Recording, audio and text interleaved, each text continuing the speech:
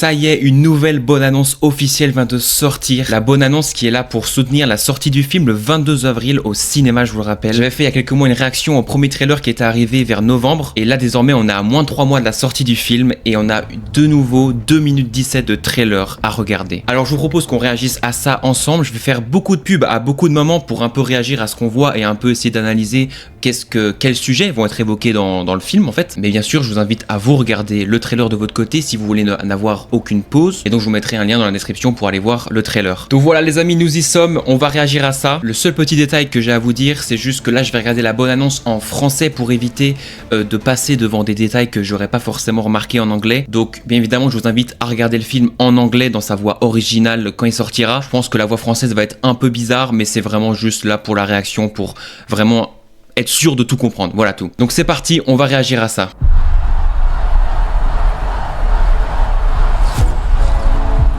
Oh là là. Déjà c'est dingue, dans le fond on entend Don't Stop Till You Get Enough qui est joué et là déjà on a plein de plans ultra intéressants, déjà d'une scène ici je pense qui représente une scène du bas de tour en 87 ou 88, certainement 88 même pour être précis. On a ici voilà toujours le plan de Michael au bas de tour justement habillé dans la tenue de Bad, donc ça va vraiment être incroyable. Je pense qu'on aura une assez grosse scène qui sera à propos justement de la tournée Bad mais surtout de la chanson Bad. Je pense qu'on aura une scène où Michael va chanter la chanson Bad en entier. Tu es sûr de toi? Toujours le plan voilà, de Michael Jackson qui enregistre l'album Off the Wall en 78. Tu es fort. Donc voilà justement la performance ici de Bad au bas de tour, hein, donc vraiment la tenue qu'on connaît très bien de 1988. Tu es magnifique. Tu es le plus grand artiste de tous les temps. C'est dingue, hein. Franchement toute cette séquence par rapport à cette musique va être assez forte. Je pense qu'elle va arriver vers la fin du film, hein, pour le coup, qui, je pense, va s'arrêter à la période Bad, malheureusement, faute de temps, tellement il y a tellement de choses à dire sur la vie de Michael Jackson. Bon, par contre, juste ici, on voit qu'il fait une moonwalk, alors qu'il est habillé en tenue de Bad, donc je sais pas trop si finalement c'est pas un live de Billie Jean avec la tenue de Bad ou non. On verra. Au pire, s'il y a des faux raccords, bah on les notifiera en temps et en heure, mais je sais pas si c'est ultra important. Voilà, c'est pas très grave, quoi. Je vous explique un truc. Dans la vie, soit on est un gagnant, soit on est un perdant. Vous avez envie... C'est dingue, hein. Là les gars, on a vraiment énormément de plans, donc sur toute la période de l'enfance des Jackson 5, toute cette période avec sa famille, où il va devenir en fait ce qu'il est devenu, le symbole de Michael Jackson, sa grandeur, l'icône qu'il va devenir, avec forcément le rôle ici du père de Michael Jackson, Joe Jackson, joué par Coleman Domingo, excusez-moi, qui va vraiment être exceptionnel, je le sens. Ça va être un rôle qui peut être par contre terrorisant. Je pense qu'il y aura des scènes qui seront un peu choquantes, mais je pense que le rôle va être aussi très impactant. D'ailleurs, je pense que depuis le début, les voix qu'on entend, il y a eu tout à l'heure Catherine Jackson et là, je pense que c'est Joe Jackson. Donc pour l'instant, depuis le début du trailer, les seules personnes qu'on entend, c'est les deux parents de Michael Jackson et c'est surtout cette version exceptionnelle de la musique Don't Stop Till You Get Enough qui est un peu remixée exprès pour le trailer et j'aime beaucoup cette musique. J'adore l'album of the Wall. Voilà, ici on a justement Nia Long dans le rôle de Catherine Jackson, la mère de Michael Jackson. Et voilà, je vais pas tout décortiquer, mais on a beaucoup de scènes familiales dans la maison directement de la famille entre les frères et on a aussi quelques images de performances qu'ils vont faire, mais là je vais pas vous dire directement des années précises. Je suis pas un énorme expert de la période Jackson 5. Non, monsieur. Ouais, ben moi j'en ai aucune envie. Vous êtes prêts à vous battre? Oui, monsieur. Vous êtes prêts à vous battre? Oui, monsieur. Waouh, incroyable. Donc là le plan où Michael regarde dans la vitre et d'abord ici il est enfant, donc incroyable, hein. Franchement c'est ultra ressemblant et on sait que c'est Michael quoi, c'est cool. Et après le plan où il est adolescent justement en 1979 ou 8, certainement en 1978 quand il va commencer à enregistrer Off the Wall ici, magnifique. On y va quand tu veux. Et là c'est l'acteur de Quincy Jones du coup. Putain, et du coup on aura vraiment énormément de scènes sur la construction de l'album of the Wall et l'enregistrement des morceaux, notamment là on voit, hein, on a déjà vu plein d'images dans les anciens trailers du tournage du clip de Don't Stop Till You Get Enough. Là on voit qu'il enregistre Don't Stop Till You Get Enough sur ce plan-ci. Donc voilà, pour les fans of the Wall, on va vraiment être servi avec ce film parce que vraiment il va y avoir une multitude de scènes, je pense, par rapport à cet album. Et c'est mérité parce que c'est vraiment voilà quoi, l'album qui va le propulser à un autre statut quoi. Il y avait les Jackson 5 et puis il y aura Michael Jackson et Off the Wall c'est la première fois qu'il y aura Michael Jackson à ce stade-là.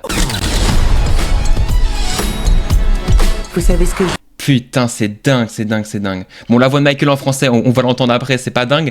Mais par contre, voilà, ici on a une scène super belle, une super belle tenue. Hein. C'est magnifique de voir ça. Jafar Jackson dans le rôle de Michael Jackson.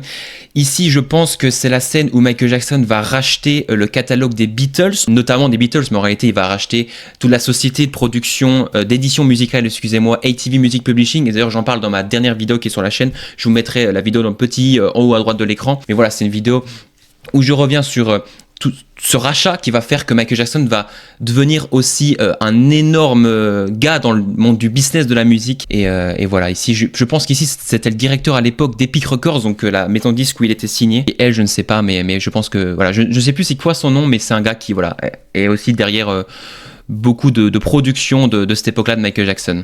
Vous savez ce que je dis?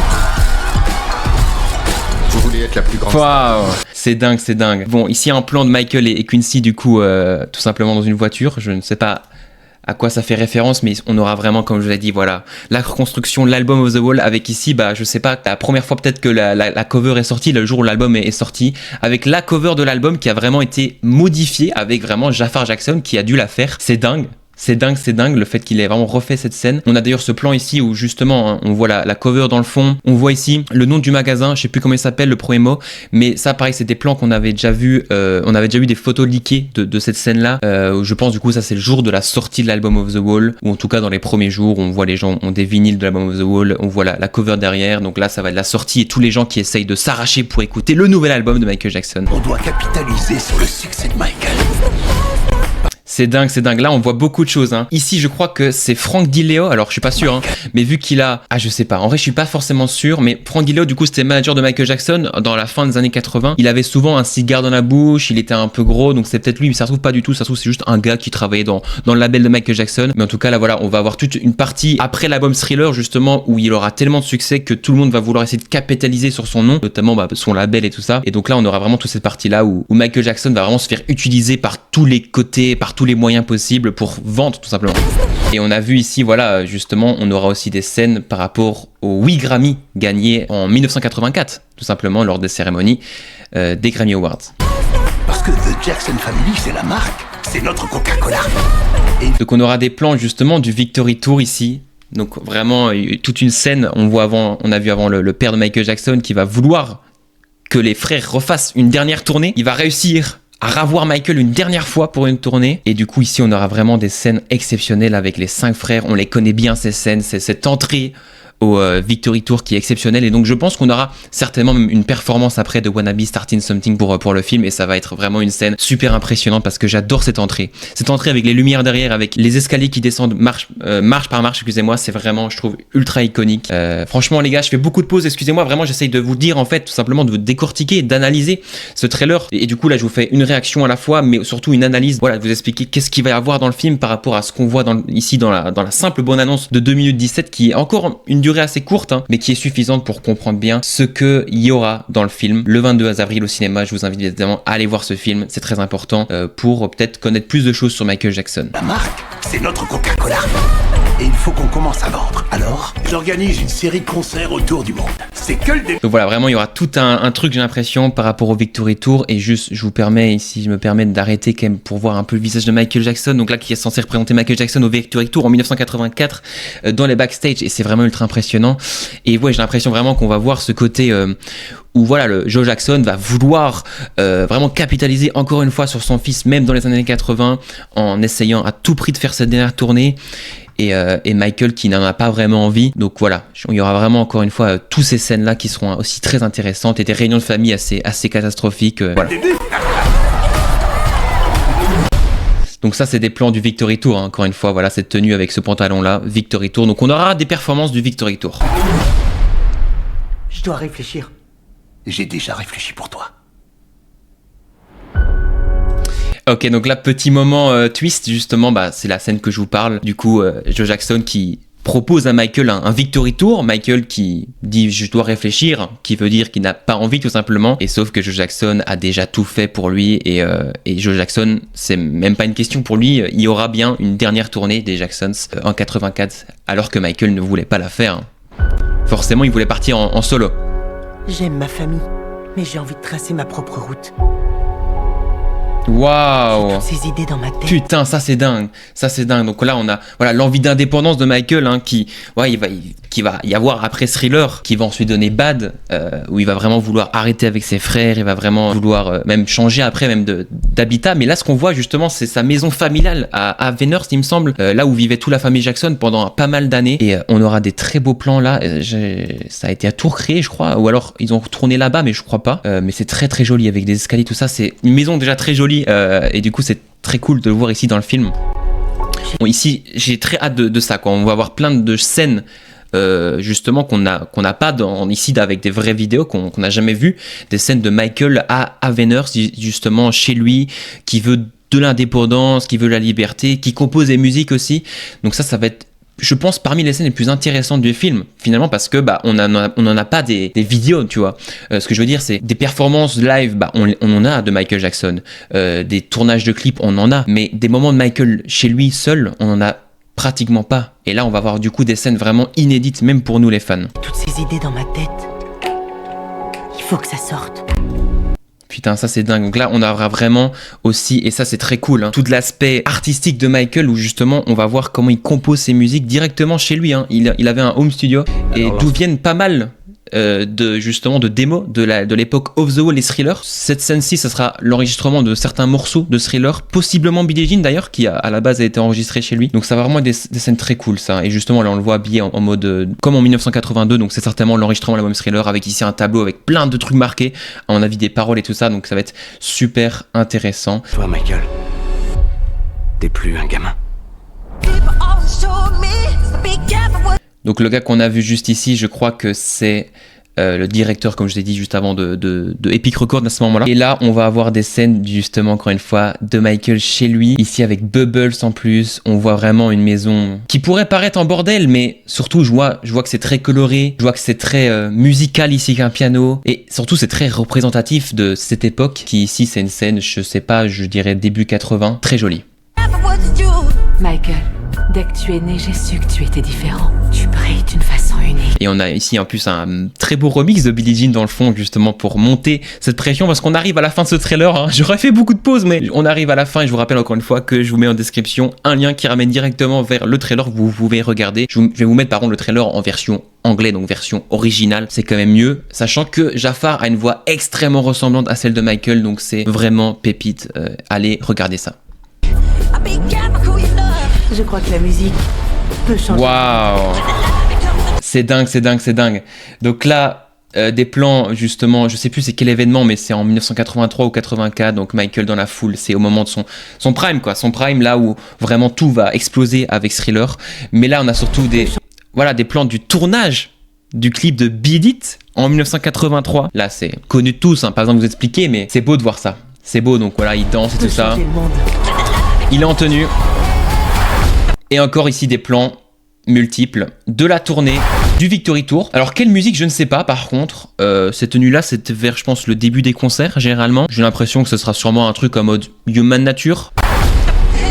Découvrez sa légende. Répandre l'amour. Incroyable, un plan de Michael ici justement à New York en pleine rue. Là on va voir vraiment ce que ça a été l'impact de Michael Jackson à ce moment-là, qui est vraiment l'humain le plus connu sur Terre, quoi, et l'humain le plus successful sur Terre, qui connaît le plus de succès. J'ai l'impression que toutes ces scènes-là vont mettre vraiment des frissons, mais à la fois, on va se rendre compte à quel point c'était invivable pour lui. Répandre l'amour, la joie et la paix. Waouh, ok, donc là vous avez vu, on aura du coup aussi, je me disais bien qu'il y aurait ça, on va voir aussi des problèmes qu'il va avoir notamment en 1983, je me crois, ou 84, où il fait une pub pour Pepsi et il se brûle les cheveux durant la pub. Il y a une erreur pyrotechnique qui fait qu'il va avoir des grandes douleurs, qui va aussi commencer des médicaments à cause de brûlures au cuir chevelu, et il va aussi devoir porter des perruques jusqu'à la fin de sa vie et tout ça. Donc on va aussi voir je pense, des parties de sa vie moins drôles, mais qui vont avoir l'honneur d'être expliquées sur le grand écran. Et ça, c'est très cool pour vraiment permettre à un grand public de plus connaître des choses sur Michael Jackson. Je pense qu'il y aura vraiment un sujet par rapport du coup à cet accident-là de la pub Pepsi, mais je pense qu'on aura aussi un sujet par rapport au vitiligo qu'il subissait, donc son problème de dépigmentation de peau. Et je pense qu'il y aura aussi tout un point par rapport à la chirurgie esthétique qu'il va faire et qui sera expliqué de par des scènes traumatisantes durant son offense avec justement son père, qui est ici joué par Colman Domingo. Et c'est pour ça que tout à l'heure je vous disais qu'il y aurait des scènes probablement un peu traumatisantes entre guillemets, hein, qui font un peu peur, parce que je pense qu'effectivement il y aura des scènes de violence de son père au début du film. Ce que je veux offrir au monde. C'est dingue, c'est dingue, c'est dingue. Alors, permettez-moi, on a vu plein de choses, mais justement, on aura ici la performance du premier Moonwalk en 1983 à la Motown 25. Ça va être exceptionnel. On aura évidemment le tournage et la sortie du clip de Thriller. Ça aussi, encore une fois, c'est dingue. Le travail qui a été fait, le maquillage, le plan, tout est très beau. Ça va être un plaisir. Et encore là, je suis sur mon ordinateur, mais quel plaisir de voir ça directement sur grand écran cinéma. Les gars, le tournage ici du clip de Don't Stop Till You Get Enough avec les 3 Michaels, c'est incroyable. On aura évidemment le plan de Michael qui danse devant sa télé en regardant un concert de James Brown, je crois. Donc ça, voilà, c'est un des premiers plans du film, voire le premier, Michael Jackson qui danse en regardant James Brown à la télévision. Ça va être vraiment super cool.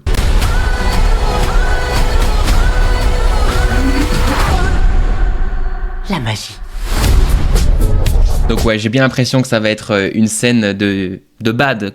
Vu comment il termine, généralement il terminait comme ça justement les performances de Bad. Donc il y aura toute une performance Bad Tour de la chanson Bad, peut-être plus que Bad, mais on verra. Mais en tout cas, pour l'instant, tous les plans du Bad Tour qu'on a, c'est Michael avec la tenue justement de Bad. Ça va être exceptionnel.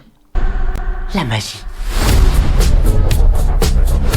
Et tout le mix qui a été fait pour ces bandes annonces, j'aime bien aussi. Toute la bande son a été vraiment cool.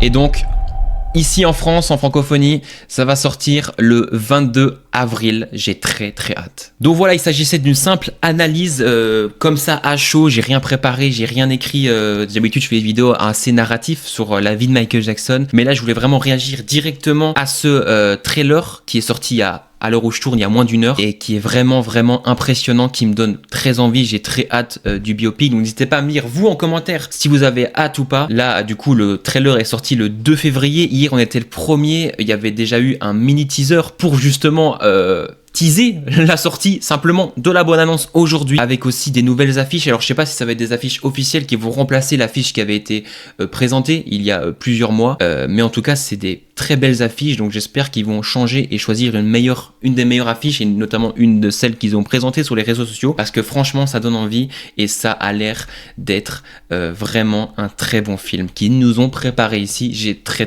hâte. N'hésitez pas à me dire en commentaire quels sont vos avis sur ce trailer, qu'est-ce que vous attendez du film, quel est votre avis sur la performance de Jafar par rapport à pour l'instant ce qu'on voit. Vous avez eu mon analyse et mon avis. N'hésitez pas aussi à me dire peut-être des choses que vous pensez qu'il y aura dans le film que j'ai pas forcément remarqué en vitesse en regardant la bonne annonce, même si j'ai essayé d'être complet, même si voilà, je me considère pas comme un expert, donc j'ai possiblement oublié plein de choses et pas été précis sur assez de choses. J'ai dit simplement ce que j'ai cru en tout cas comprendre de ce que j'ai vu. Donc voilà. Merci à tous d'avoir regardé cette vidéo. N'hésitez pas à mettre un like et à vous abonner. Plein de vidéos sur Michael Jackson vont encore arriver ces prochains jours. Donc n'hésitez pas à activer la cloche de notification. Et moi je vous dis à très bientôt pour une prochaine vidéo. Ciao tout le monde.